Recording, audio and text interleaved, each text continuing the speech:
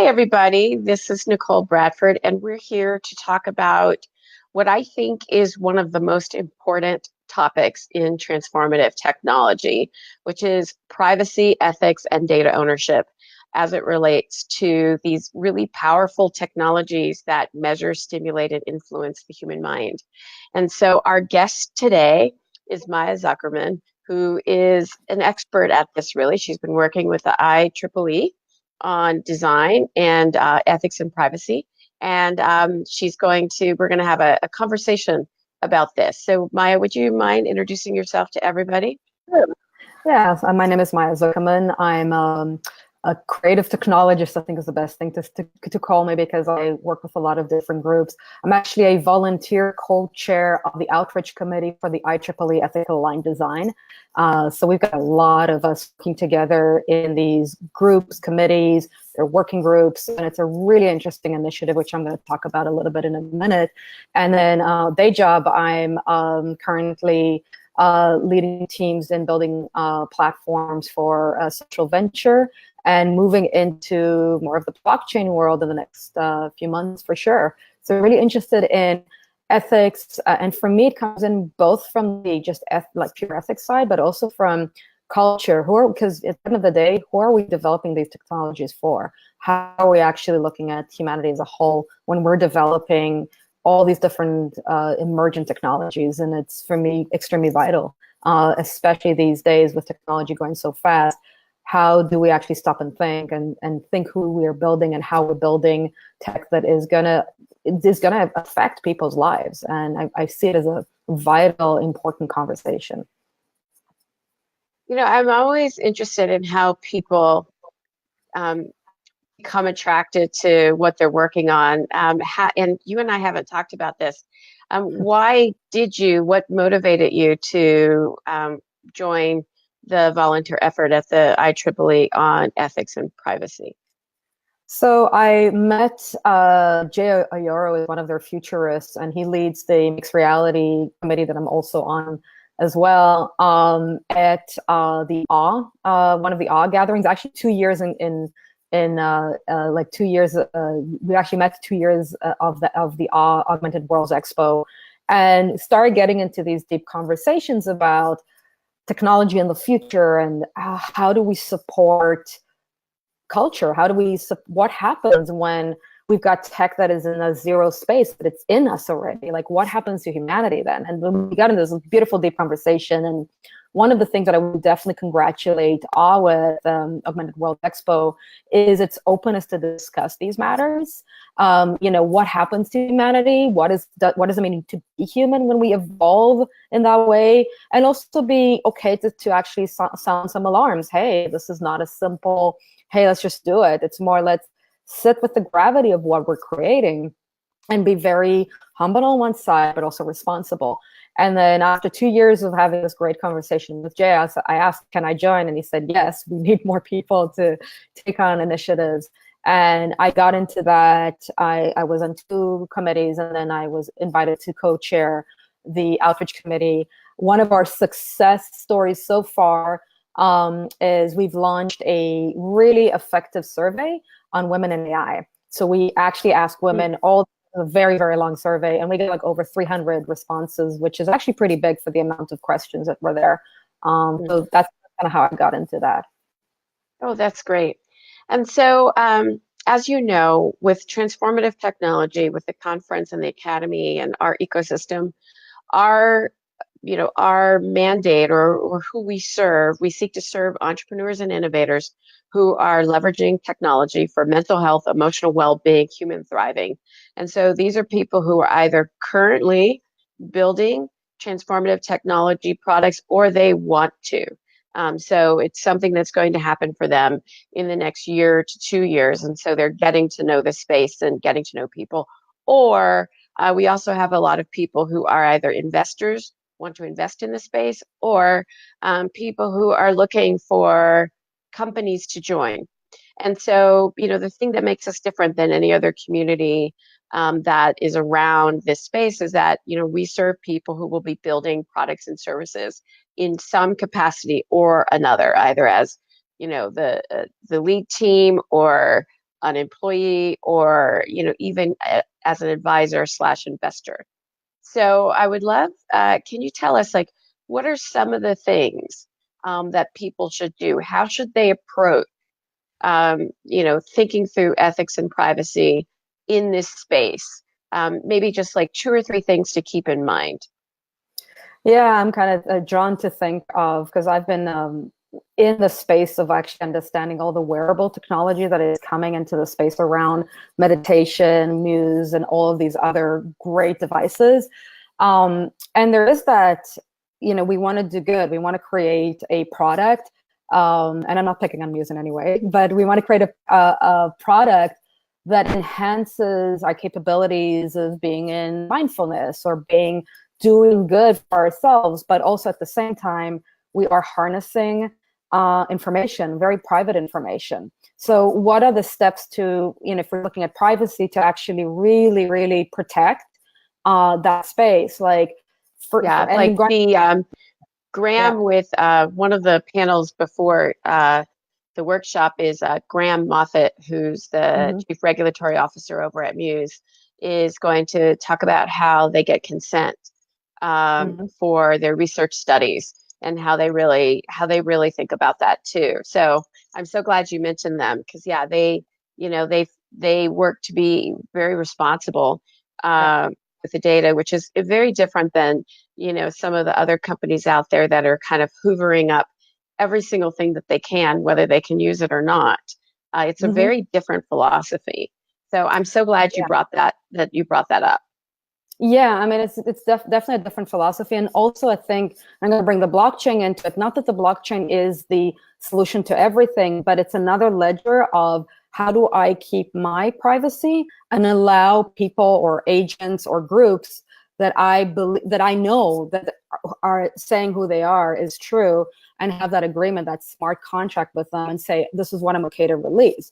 And also, I think, how are we looking at, instead of this very center on the individual, maybe start looking at patterns, not just like really harnessing every part of that individual, and actually kind of remove some level of, I'm not going to give you my whole data, but here's the pattern data you can get from me. So you don't really know who I am, but you know a little bit, so then it's helping you with your study. So how do we get into that? That's one part. And, we'll talk in the workshop more about, or breakout session more about the IEEE, because they really, the ethical aligned design really deals with artificial intelligence and autonomous systems. So that is a more kind of robust set of, and the document is something, and I'll talk about it more in the session. The document is a live document. Like, we keep editing it. Every year it goes through iteration. It is a design by committee document that then goes into standards. So then they also have a working group for standards. And I believe they know privacy as a whole is one thing, but when we put AI into that conversation, when we put autonomous system into the conversation of both privacy and ethics, that's a whole other layer of complexity and things we need to be very, very mindful about. And, it comes down to simple things like, how does AI or AS know that you're human or dog or another animal? If we have cars going around us, we want to have that security and trust to know that they know who we are. And how do we build that into developing them? And that also goes to why we did our first research as women, the survey, because we wanted to look at how does intersectionality come into play when we're developing these very, very complex technologies. If the same people are building these technologies for a very complex and diverse world, that is quite dangerous. And we've seen those issues. So the part of ethics is also looking into intersectionality, look to outreach to different communities, look to it that part of your ethics is, when you design it, you have a diverse team from a safety perspective, not only from this is a good idea, because it's actually from a realistic, this actually could kill people, especially when we look at it in AI. Right. Well, I mean, I think what's going to be interesting about the breakout that we're going to have at the conference is, as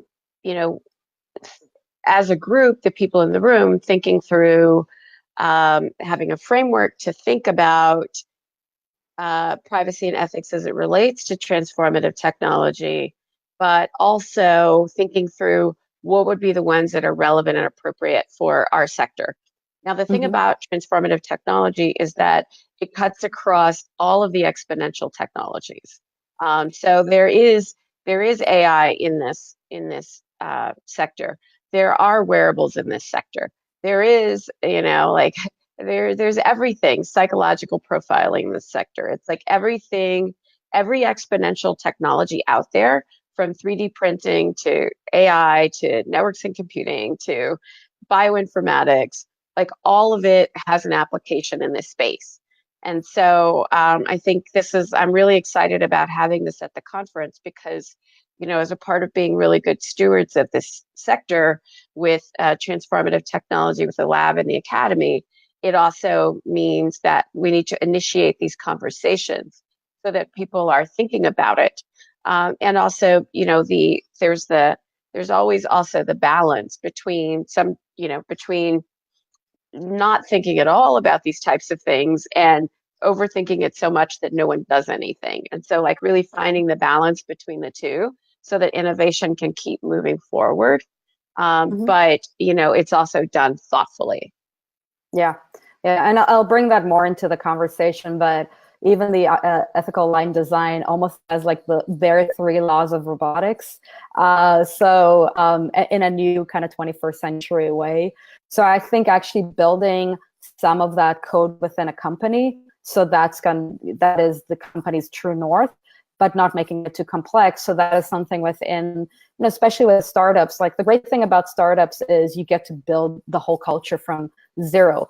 The bad things about startups, you don't have time to really deal with the culture on that level. So again, what you just said, reflecting it, what's the push and pull while you're building and trying to get to the world and pitch and build and prototype and all of that? How do you actually adhere to that, especially when you're building something that is emergent, that is exponential, that is different, that's never been here? And I think going back to how I got into IEEE, and just got a side note, I've been a technologist for a long time, and I actually ran a transmedia SF, which is with storytelling meets technology. So we kind of swam in very similar worlds, and I have a couple of friends who are developing some really interesting wearable tech that's very much about mindfulness and well-being, and within that, like, how do you slow down, see that you're bringing something that is effective to the world, and as I said, going back to Jay's conversation, how do you hold the fact that we are so responsible to what we're bringing to this world? This is not just like, we've got a new printing t-shirt machine. This has like the gravity that this has the potential to transform human life for the better. That's what we're hoping. But sitting with that as companies, how are we doing that? And I think that's kind of like part of the more philosophical conversation that I will put into our conversation about ethics, because I don't think we should separate those conversations while building these technologies. Yeah. And one of the things that you may not know about us, and other people might not know yet either, is that we just finished the Transformative Technology Academy. Actually, I might have shared this with you. And we had over 1,000 people from 69 countries and 450 cities, and a fourth of our content was on inner development slash founder development slash leadership development. It's all the same thing. And so people, we worked with the great team at Evolution, which is a group of investors, advisors, and coaches in LA. And they're just superstars. And so we had content where people were identifying, their I, me, and we, their vision, values, and blind spots, their shadow. Because what we've sought to do is to create a culture of, growth and development. Because I believe that, two things that works in this space is, one, to your point, like when you're in the mad rush of building something, and responding to the market and all of those things, having your true north, not only about where your ethics are, but sort of like who you are, will really define or shape all of the decisions that you will take, whether it's about your product or your team or whatever. So it's essential there, especially with really powerful technologies.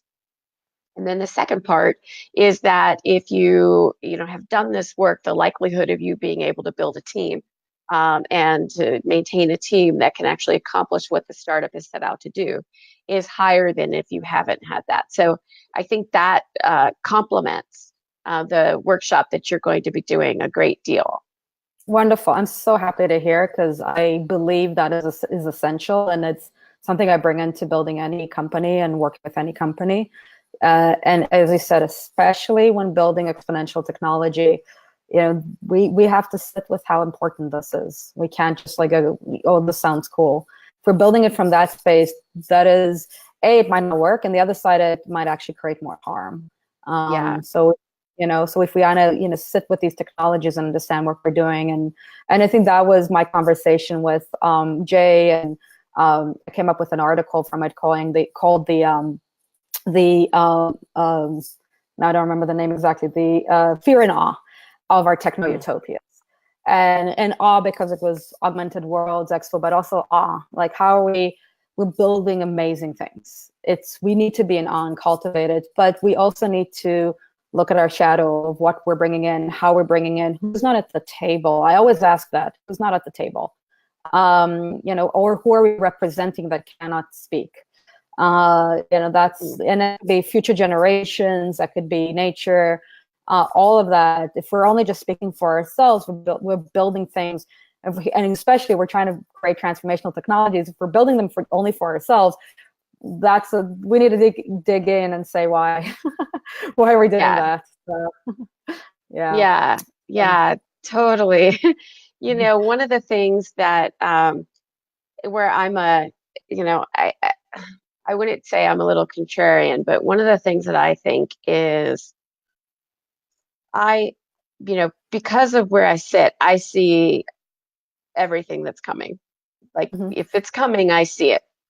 Someone tells me about it, or I talk to an entrepreneur who's building it, or I talk to someone who's at a really large company who sort of, can confidentially tells me like what they're working on. So, and I also read a lot of patents. So I know I see a lot of what's coming, and I'm sure there's even more that, that I don't know. And, and I'm also a huge fan of Yuval Harari's and just like the things that he describes in Sapiens and Homo Deus and 21 Rules. And so, one of the things that I think is kind of done right now is that we are revealed. We are laid bare at this point already. I've seen things where, people are able to pick up, depression, from the way that you use your phone to the way that you use your keyboard, cognitive decline. Amazon just filed a patent on being able to pick up depression from your voice modulation. And there's just like this stuff is that plus your phone knows more about you than your mom and all of these other things. Like we are already revealed. But I also think that that's not a bad thing. I think that it represents a tremendous opportunity to put human growth and development on an exponential curve. But it requires that we get the ethics, privacy, and data ownership right. Because, one, either people won't feel comfortable using it, or two, it does turn into something else. And also, but it's interesting. The interesting thing about it is that there is still a lot of resistance to this idea that we are so well known already, that your psychological profile is actually an outstanding, like a very good image of who you are. So this resistance to believing we are as revealed as we are is actually a barrier to engaging the level of effort that it will take to get the protections in place. So it's like we need to grow up very quickly and get to work, because I think that the benefits outweigh the effort, and that's really what it takes. It's like it takes effort for us to have the conversations, have the right people have the people who are not at the table, for people to experiment and see where the boundaries are. I don't necessarily believe that. I don't. Well, that's another conversation, but I think there's a full range of options for how data is treated. In Yeah. some cases, it's full ownership by the humans, and I use humans instead of users because I think it just puts people in the right frame of mind about who they're actually serving. And then on the other side, I do think that there are some cases where it should not be privately owned data, like things that allow people to manage cities, Yeah. and that kind of thing. So I think there's some experimentation, and that's Yeah. why it circles back to, knowing who you are, knowing where your shadow is, being able to have mature conversations about it, because we're going to have to figure it out. Yeah. We're going to have Yeah. to figure it out, and we're going to have to do it together. I so agree with everything you just said, and my dog agreed as well, as you could hear little barks. I love it when a dog agrees with me. Yeah, the dog was like, yeah. And it is about growing up. And I think that is something that, we already revealed. Great statements. I so agree on that. But I think it is really about having mature conversations. And I'm just going to name it. The two women, powerful women, are having these conversations. And then we're requesting the world of technology, which has been in the past predominantly male, to grow up with us, because this is what the world needs right now. I'm going to name it. Be bold about it. And I really believe that that is what is requested of all of us now. And I think women, like the great thing about women, and you are just exemplifying it, is creating space. And you're creating a huge container with the Academy and with TransTech, the event. And I think that this ongoing conversation for people to come in and show up and grow up together as well. So I think this is really such a great balance between, let's look exponentially to the future, but come from integrity, from ethics, from a balanced space. That's not an easy request, but I think requesting it of the movement and the culture right now, and the industry, is vital. Yeah, totally. Well, I'm so thrilled that you're going to be leading this workshop. Thank you so much for saying yes, and for actually suggesting it and then saying yes. And so I'm just really, really, I'm so pleased and so grateful. And so everybody, this is, if you are interested in any of the stuff that we've talked about, if you are interested in how you can leverage technology for mental health, emotional well-being, human thriving, if you want to meet your tribe, your peers, if you're looking for a co-founder, if you're looking for team members, if you just want to be in a community of like-minded people, Transformative Technology Conference, November 9th and 10th in Palo Alto, and you'll see Maya Zuckerman there. Thank you so much, Maya. I so Thank you so appreciate much. you. Yeah, And I I'll appreciate you too. see you in a couple of weeks. Yes, see you all. All Bye. right. Bye, everybody.